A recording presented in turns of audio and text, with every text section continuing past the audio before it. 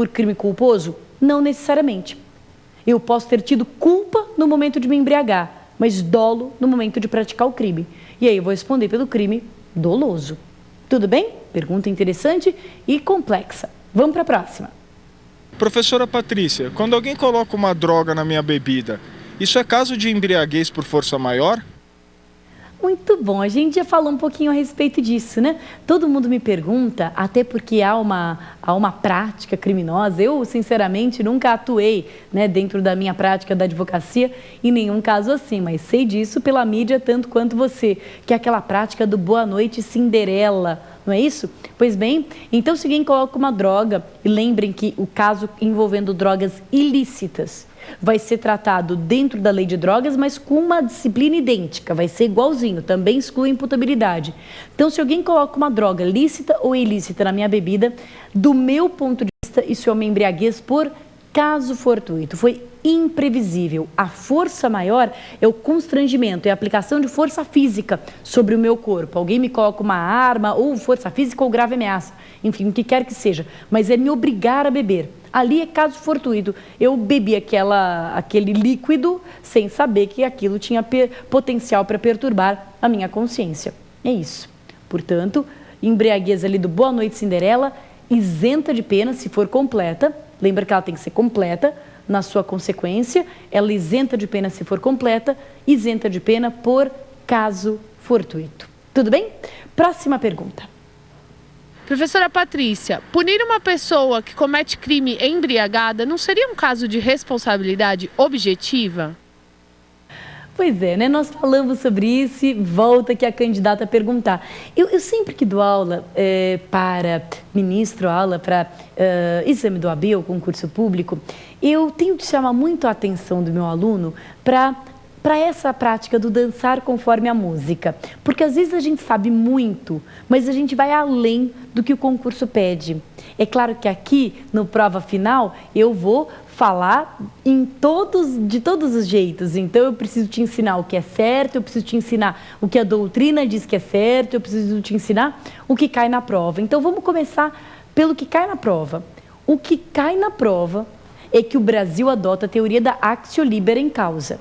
Que pela teoria da actio libera in causa, se eu me coloquei propositadamente num estado de inimputabilidade, eu sou responsabilizada pelo crime que tiver cometido nesse estado, seja com dolo, seja com culpa. Se eu me coloquei no estado de inimputabilidade dolosamente, eu sou responsabilizada por dolo. Se eu me coloquei culposamente, eu sou responsabilizada por culpa. É isso que diz a teoria da actio libera in causa, mas é preciso que eu tenha me colocado já pensando no crime, ou querendo cometê-lo, dolo, ou pelo menos prevendo a sua possibilidade, culpa. Isso deveria ser a actio libera in causa. O Brasil, segundo o próprio Código de Penal, segundo a exposição de motivos do Código Penal, o Brasil adota a teoria da actio libera in causa. Então, cuidado. Se te perguntarem numa prova, não complica. Se te perguntarem numa prova, a embriaguez não acidental isenta de pena? Não. E se te perguntarem por quê? Porque o Brasil adota a actio libera in causa. Claro, claro como o sol? Legal. Agora, boa parte da doutrina se posiciona como a candidata. Diz não dá. Não dá porque isso não é a teoria da actio libera in causa. A teoria da actio libera in causa diz que para ser punido eu precisava já ter pensado no crime, ou querendo cometê-lo, ou pelo menos prevendo a sua possibilidade. Se alguém que quer beber, não significa que queira e nem que assuma o risco de cometer crimes quando está embriagado.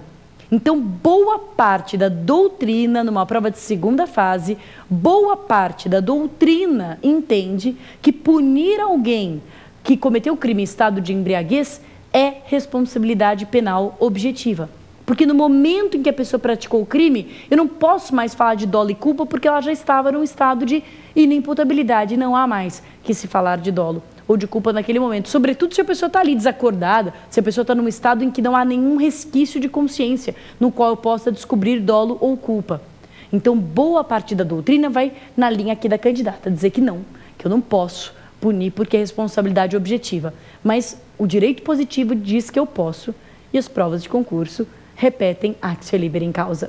Tudo bom? Próxima. Professor, eu ouvi dizer que só ficar bêbado sem fazer mais nada já é um crime. Isso é verdade? Se fosse, hein? Meu Deus do céu. Mas é parcialmente verdade, sabia? Isso que o candidato aqui falou. A gente está falando da embriaguez. Onde a embriaguez tem a ver com o direito penal? Porque para que eu seja punida segundo o direito penal, eu preciso ter consciência. E a embriaguez retira a consciência. Então, o estudo da embriaguez, dentro do direito penal, o estudo da embriaguez faz sentido porque ele vai tentar resolver uma pergunta. Se o direito penal exige consciência e se a embriaguez tira a consciência, a pessoa que cometeu o crime em estado de embriaguez responde ou não responde? Nós estamos estudando a embriaguez dentro desta lógica, dentro deste contexto.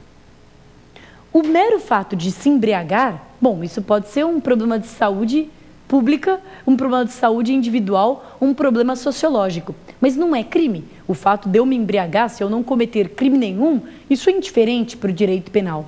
Mas cuidado, porque existe uma contravenção que é esquecida, mas existe, deve ser isso que o candidato estava aqui se referindo.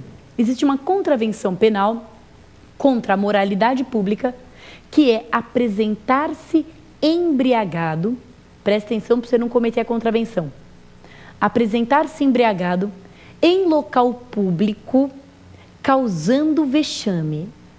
Causando vexame. Então, primeiro, se embriagar em casa, no problem.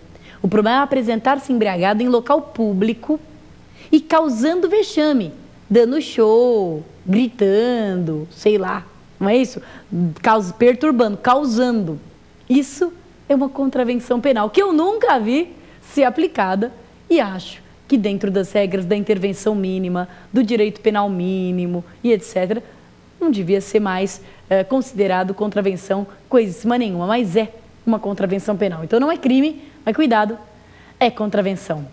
E com isso, chegamos ao fim do nosso segundo bloco, do nosso Pergunte ao Professor. Você perguntou e eu respondi, mas ainda falta a cereja do bolo, ainda falta a última coisa, que é ver se tudo isso, todo esse blá blá blá, todas essas explicações, eu acho que foi suficiente.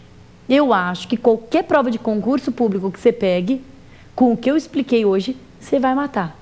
Mas você quer ter certeza? Então fica para o terceiro bloco, que é o X da questão, tá bom? Até daqui a pouquinho.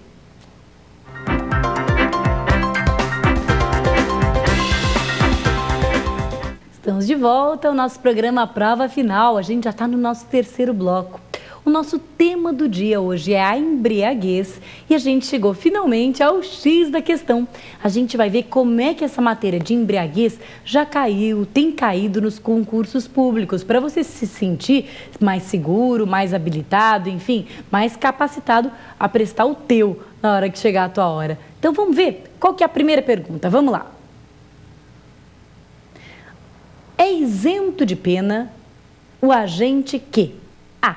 Não era, em virtude de desenvolvimento mental incompleto, ao tempo da ação, inteiramente capaz de entender o caráter ilícito do fato. Essa matéria não tem a ver com o programa de hoje, mas essa alternativa está errada. Quem não era inteiramente capaz é porque era um pouquinho capaz. Então não é isento de pena, tem apenas uma pena reduzida. Então, não é verdade, não é isento de pena não, está errada a alternativa A. Vamos ver a B?